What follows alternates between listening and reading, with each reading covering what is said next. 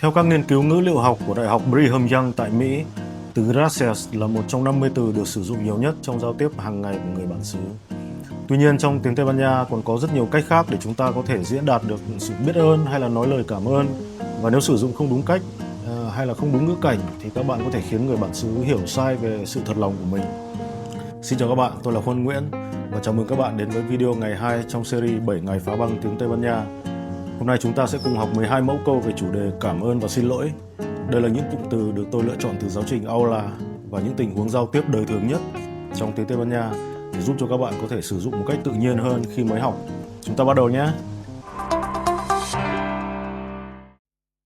Phần 1. Bày tỏ cảm ơn. Cảm ơn. Gracias. Gracias. Gracias. Cảm ơn rất nhiều. Muchas gracias. Muchas gracias. Muchas gracias. Cảm ơn vì tất cả. Gracias por todo. Gracias por todo. Gracias por todo. Tôi rất biết ơn. Te lo agradezco. Te lo agradezco. Te lo agradezco. Cảm ơn sự giúp đỡ của bạn. Gracias por tu ayuda. Gracias por tu ayuda. Gracias por tu ayuda. Cảm ơn trước nhé. Gracias de antemano. Gracias de antemano. Gracias de antemano. Các bạn nhớ khi nói te lo agradezco thì lưu ý phải phát âm chữ C ở giữa này nhé, không được bỏ đâu. Agradezco. Te lo agradezco. Đó. Chúng ta tiếp tục luôn này. Phần 2. Bày tỏ xin lỗi và cách đáp lại. Xin lỗi. Perdón. Perdón. Perdón. Tôi xin lỗi. Disculpa. Disculpa. Disculpa. Xin thứ lỗi cho tôi. Lo siento. Lo siento.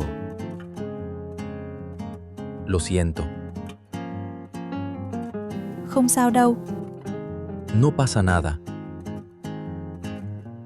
No pasa nada. No pasa nada. Được rồi. Está bien. Está bien. Está bien. Đừng lo nhé. No te preocupes. No te preocupes. No te preocupes. Trong phần này các bạn lưu ý là chúng ta có 3 từ perdón, disculpa và lo siento.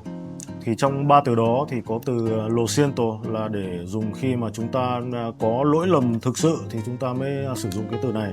Còn từ perdón và disculpa thì chỉ thường sử dụng cho những cái lỗi nhỏ thôi. Ví dụ như là khi mà mình vào thang máy, mình chạm nhẹ vào ai đó chẳng hạn thì mình nói xin lỗi. Và đấy, nó chỉ đơn giản như thế thôi. Thì dùng hai từ này. Thế thì trong hai cái từ này thì từ perdón là chúng ta sử dụng khi mà mình nói với bạn bè mình hay là người thân hay là người ít tuổi hơn thì mình sử dụng từ perdón.